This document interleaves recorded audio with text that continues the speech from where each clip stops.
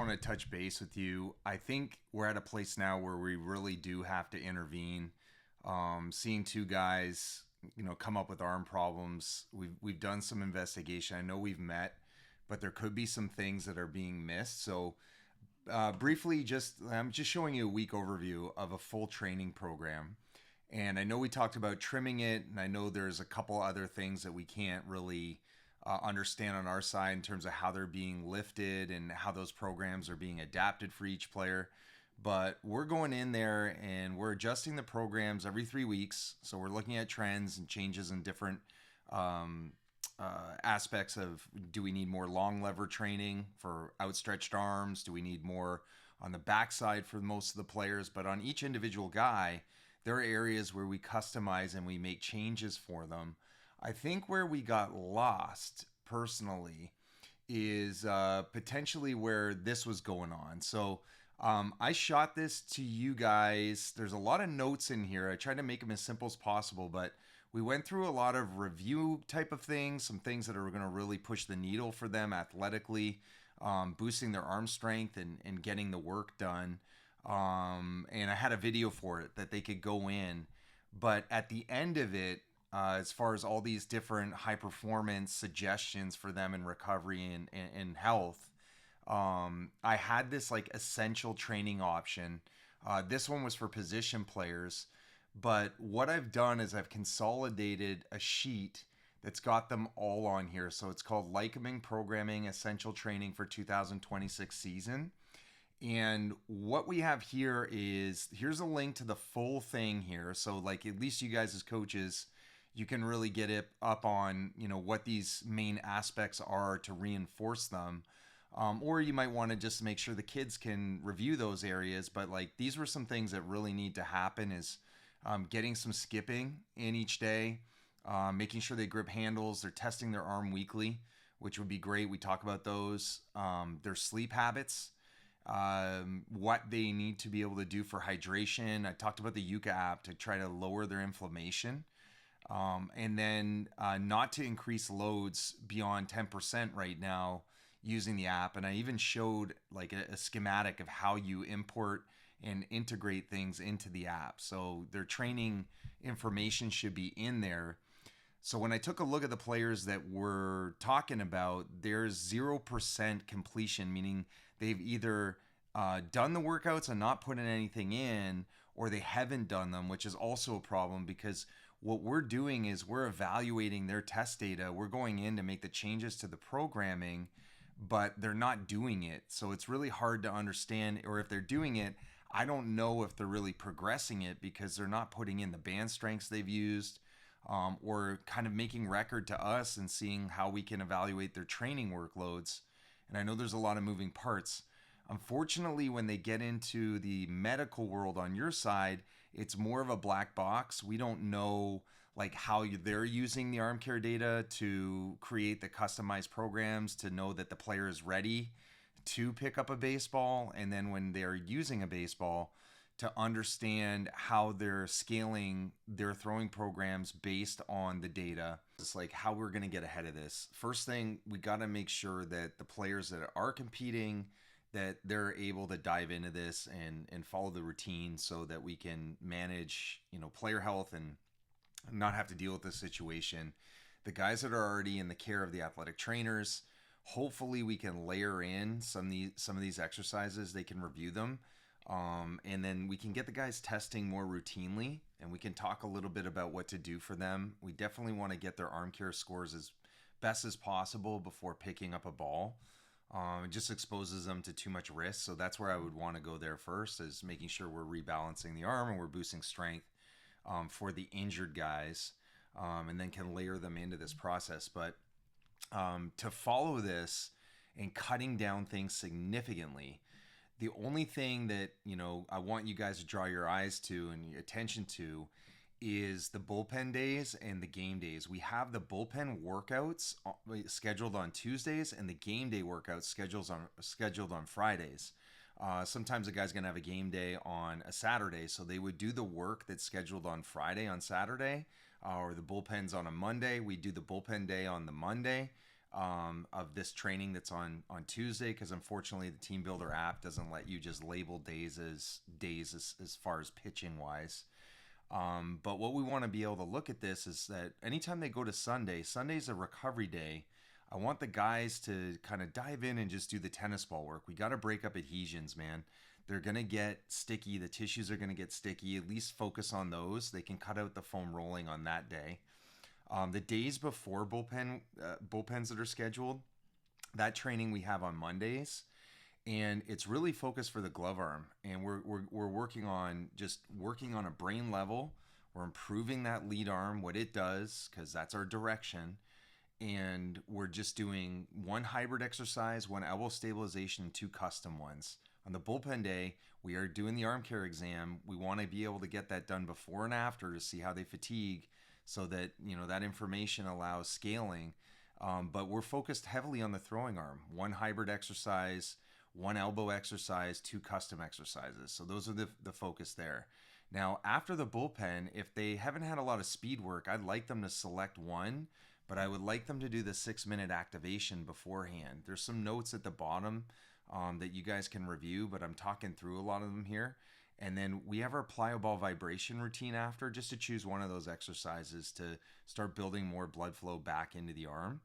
And then choose 4, if they got tight spots, to choose 4 range of motion exercises to work on, loosening those areas. And hopefully they choose a different 4, on the days before game day, but I want them to at least commit to some mobility. The days after the pens, so if those are Tuesdays, we have those. That other program is on Wednesdays. So if their pen's on Monday, then Wednesday would be done on Tuesday, because you would be doing a pen day workout on Monday. We don't have anything really scheduled. No arm care exams. The thing that I would like is the arm bike, if they could. That's an option for 5 minutes. This is where you could layer in the foam rolling, because it's heavily on the lower half. So working on any kind of fascial restrictions there would be great. And then it brings us to the day before games. And the day before games, I just have arm bike, getting more blood flow in there.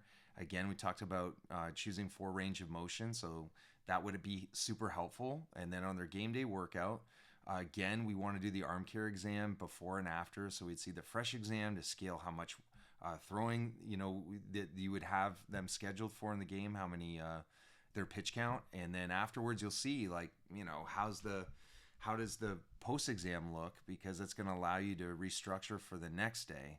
Now, every guy, if they're inputting the data into the arm care app, it's also going to give you an individualized pitch count, but my suggestion is being a little bit under that, like starting at 70% of their max to start the season, because you got cold weather, and I think it's good to give everybody an opportunity to throw and build capacity, and not overdo it early on. But on this day, again, it's another throwing arm training day, and we just basically say, okay, no hybrid. Just you're going to do the elbow, 2 custom, and 1 strength and coordination exercise out of that section. So that's 4 exercises there. And again, we want to pair the plyo ball. I want to get more circulation in their arms, so that's there too. I'd like them to do that. And then if they have time post game, it'd be great to select 3 range of motion to work on their mobility, and call that a day. And then Saturdays is the day after games. This one, it would be awesome to get an optional arm care exam. You'd see how well they recover, to see if all the things that we're talking about here were really, resonating, and they're able to show good data that they're bouncing back. But there's a little more work here, okay? Especially if it's a starter that's not coming back on Sunday. If it's a reliever, I'm okay to skip this, because they're getting a glove arm, they're getting 2 throwing arm sessions, they're going to gain some strength. But ideally, this is 1 elbow exercise, 2 custom exercises, 1 SCT exercise. So that's, a variety of different ones that we connect the ground to the arm. And then a cuff-based exercise, a cuff weight-based exercise. So that would do a great job for those guys after, this Friday mound day. And then the arm bike would be amazing to do again too. We're just getting more circulation, and then don't worry about all the foam roll pieces, but get the foam roll or the tennis ball trigger point. So that would be a great one for the pitchers. little bit more complexity. I got some notes here too because now we're adding in the batting prep. I'd like for them to do some batting prep, so it does help them in pitching. It helps in throwing as well. We're working on diagonal patterns. The body's getting more activated for hitting. The shoulders are a little more prepped. And I just think overall they're getting something out of it. We generally have 4 batting prep exercises to do an activation before hitting, but choosing 2 would be great. If they chose 1, that's fine, but that gets them something that they're preparing their bodies for swings. I didn't have one every day, so there's some openings where they don't have to feel like they need to do that, but if they get in the habit to be able to say, oh, I'm going to do some bat prep before I go and swing and not just grab a tee, or just run out there with a bat and jump in BP, that would be great. Again, we got the Tuesday, Friday, make those known days. That Friday, that's our game day training, and Tuesday, that's our bullpen day training. The programming follows the same suit as we had for the pitchers, where day before is the glove arm. So whatever the day is before the bullpen, we're doing the glove arm, and we have these selective exercises from these sections. And on bullpen day and mound day, we're doing the throwing arm, and again, these selections. So the numbers are how many exercises to do, not to do all of them. And the day after that, the 2 ways are in games. If they're going back into a game the day after, which they may, I would say I wouldn't do that. This extra work for them on Saturdays. I would say you could move that if you wanted to Sunday. If they don't have games on those days, or wherever this ends up, where they have the game day where they're starting. But really, if they're getting 1 glove arm and they're getting 2 throwing arm workouts a week, I mean that's good, because we're at least monitoring them. We're able to concentrate on their throwing arm with a little bit higher effort for a smaller amount of exercises. And the arm bite process would be awesome to catch it in there as well. And to work on their mobility, man, the range of motion, choosing 4 of those where they can after the mound days on the bullpen day, and at least they're selecting 3 on game day. The tennis ball stuff will be great for them if they're on the field mostly all the time, to break up any adhesions there. So that will work for the 2 ways. Now it comes to catchers. Essentially, these are options to do their arm care exam. I think it might be tough to do arm care exams towards a weekend when you have games, but if they can get 1 a week, would be great. If they can do a full arm care exam, both arms, that's awesome. It's 12 minutes, but if they only have 6 minutes, let's just get their throwing arm out of the way. And then just make it known that, hey, on Mondays, Wednesdays, and Fridays, that's where you're going to do your training. And we have them as both arms.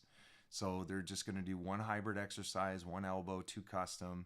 And Wednesday they got their workout there, and Friday they got their workout there, to really keep their arms super strong. In the week, it might be a little tougher to add some of the bat activation for them. I have them selecting 2 throughout the week. At least they're really prepped for hitting. The catcher's prep stuff, I think it's great for them positionally and also to create stability and also endurance. I would say on Tuesdays and Thursdays just to choose 1 of those to stick with. And if they can, keeping speed up. If you're playing a lot of games, it's okay if you're not getting your speed work in. But if it's been a while, 2 or 3 days, they haven't run at high speed, and there's definitely not a game, the following day, I would do at least select 1 speed exercise and do the activation before. Recovery options would be great to do recovery bike. I have them on Mondays after basically after the weekend, and Wednesdays, but it's okay to move them to other days. It'd be great to get them to do it for 5 minutes 2 times a week. And the range of motion, just choosing 4 of them. We have them scheduled on these days, just taking 4 of them where they get their tight spots, and they could take 1 on Friday. They're like, look, my hips always get jacked up after games. Let's just do 1 there, and focus on the tennis ball stuff, because I think the tennis ball will break up a lot of the sticky tissue, and I would like for them to get in the habit of doing that. It's really easy to put an old tennis ball in your bag and do the work. Now position players, same thing. You got Monday, Wednesday, and Friday as the training days, and just have them commit to doing these small groups of exercises: 1 hybrid, 1 elbow, 2 custom. It's the same thing here. And then Fridays is a little bit more because we have the SET and the cuff. but I cut out the hybrid again, just like the catchers, where they're not going to have to do that extra stuff. And then the speed, the same thing too. You know, if they haven't had a lot of running exposure, it's good to fit one in. Select one of the exercises. A good start will do it, just to get them moving at a higher speed. They might not think they need arm bike recovery, you know, if they're an outfielder or they're an infielder, but I think it's just good for overall health, and getting circulation to the arm. And it's the same process of, you know, choosing at least 4 mobility exercises on these days to do on tight spots. If they can, you know, after the games, if they can spend 3 minutes, you know, to work on an area that it's really been bugging them, whether it's the pecs or wherever it may be, that would be awesome. Because they're going to have more concentrated games on Saturdays and Sundays that they want their body to be in a great place. So, you know, that should give us some opportunities to really window in, get the guys going on this, get them improving their strength scores, you know, having it work more evenly with what they're doing with their strength programming, that has a little more focus for their throwing arm and using our objective data and process. So I'm excited to make this happen, guys, and it's good. We're going to turn it around.